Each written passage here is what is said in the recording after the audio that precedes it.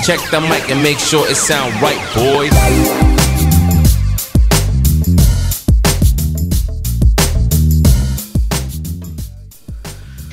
Good afternoon mga ka-wheelers. So, thank you so much. And nandito lang tayo ngayon sa daan papuntang Pipisic.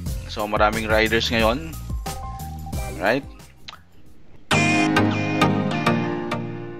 So, ito na nga, kaka-check out lang namin dun sa may Tita Pilars. Alright? So, thank you so much JP and Milen for the accommodation. Alright, so medyo nagugutom na and we check out like 12 o'clock in the afternoon. So ngayon mga nasa going 1 o'clock na, medyo nagugutom na talaga. So hanapin namin dito ngayon yung Pipisic na sinasabi nila. Is highly recommended na simpleng restaurant lang daw ito, pero dinadagsahan ng mga tao. So marami pumupunta dito. We'll find out kasi na-feature daw to sa biyahe ni Drew tsaka yung kay Motor, right? So, let's check if ano yung mga menu nila dito, if the price is good ba. Alright, so medyo hindi ako familiar dito sa daan, pero ayun nga, medyo may mga part na malubak.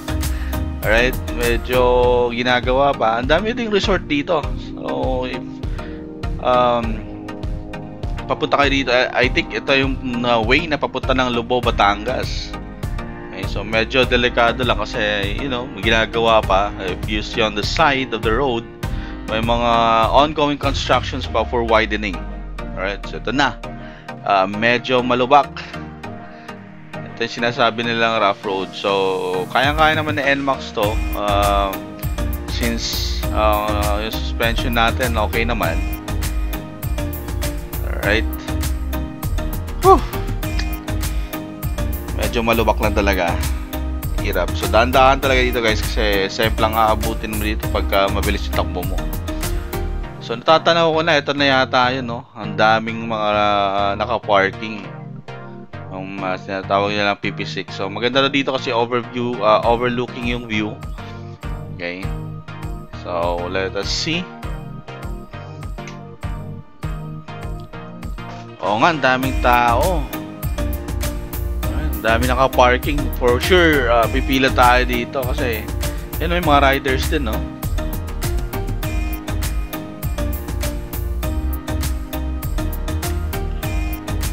Ay, naghahanap tayo ng parking dito. Dito sa tabi, pwede na to. Ayan. Ganda ng view. Solid, panalo. Right. Parking lang din. Check tayo ng menu dito.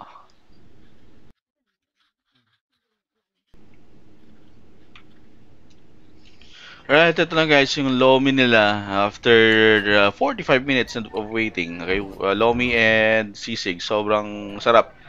Yung bulalo nila medyo malaki. Hindi namin kayang ubusin. Alright, so ito yung Bulalon sa Pipisic. Meron din silang Facebook page, so pwede nyo i-check yung Facebook page nila. Yan. Alright, so may mga cottages, everything nandito na.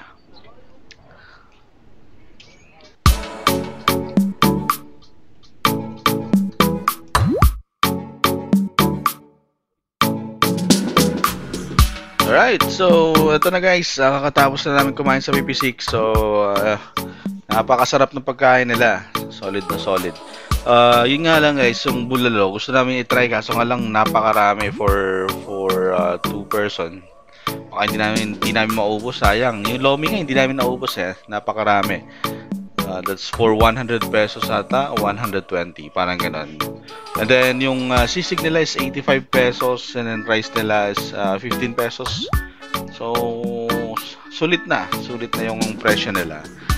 So ngayon, pupuntahan namin yung sinasabi nilang dito sa unahan ng Lubao, Batangas. Check namin kung anong meron dito na part. Okay. Medyo malubak lang. Since ongoing pa yung road construction and widening. So yung makikita mo dyan, no? So be cautious dito na part. Kasi baka mamaya biglang may gumuho Right. So may mga resort din dito. Yan ang makikita mo, ang dami pang ginagawa. So nakakatakot siya, baka may biglang magka-landslide, no? So, pupunta namin yung sinasabi nila ng tulay dito. Maganda daw yung view. Right. Then after that, babalik kami ng San Juan, Batangas. Kasi may pupuntahan kami going to dadaanan kami along the way pa uwi. Tapos may Santo Tomas. Right. May ganda ng pool, no? Ito yung sinasabi nilang Boracay de la Ia. Right. So, medyo mamahal na itong resort na to. And then some part dito, ayun no, so baba, parang may ginagawa pa eh. So hindi pa totally yata ano to eh, open yung resort na to. Ayun no, may ginagawa pa yung mga cottages sa baba. So may ongoing construction pa rin at the same time. So medyo madami-daming resort dito guys. Try nyo explore if pumunta kayo ng Laia, going Pipisik. Try nyo at mag-enjoy kayo sa view. Although hindi kayo makapagpatakbo na mabilis dito kasi yun nga, yung mga kalat, yung mga buhangin, yan, gaya niyan, no?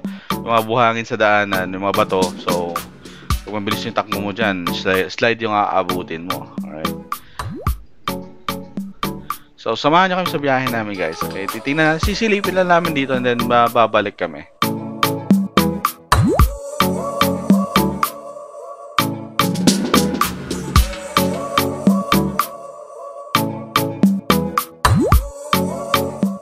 Alright, ito na tayo sinasabi na lang tulay. Alright. O nga no. So, parang may nagtitraining pa. Ganda ng view. So, overlooking nga talaga siya. Medyo mataas yung elevation ng tulay na to. Alright. Mataas nga. Then, park tayo dito sa gilid. Check natin anong meron dito. Nagtitraining na rescue.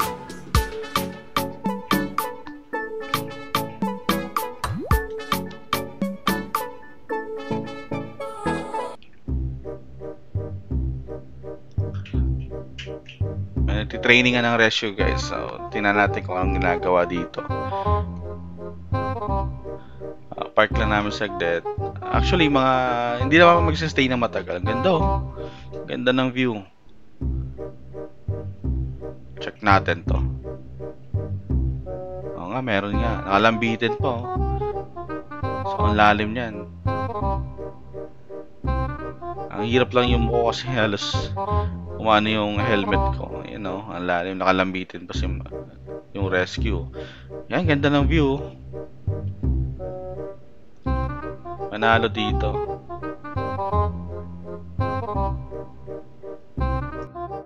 Right guys, so may falls dito. So, ilalim.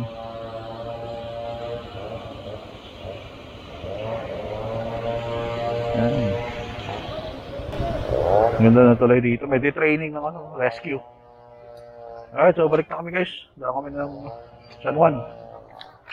Tara. Ano, pa-running to. Ayun, working.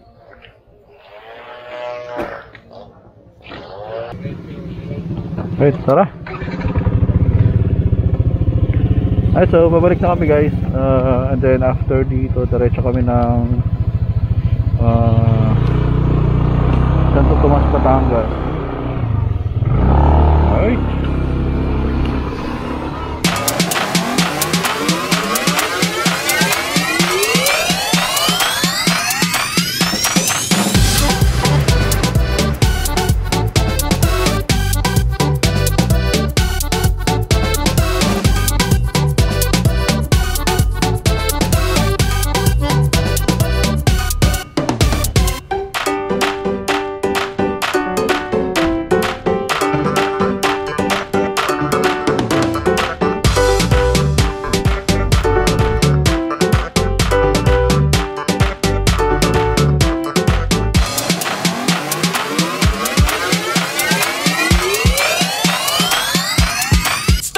Alright, mga ka-wheelers, isang biyahe na naman ang nabigyan natin ng kulay. Alright, salamat sa mga nanood at patuloy na sumusuporta sa ating channel. So please don't forget to click on subscribe button and see you on my next vlog guys. So thank you so much and have a blessed day.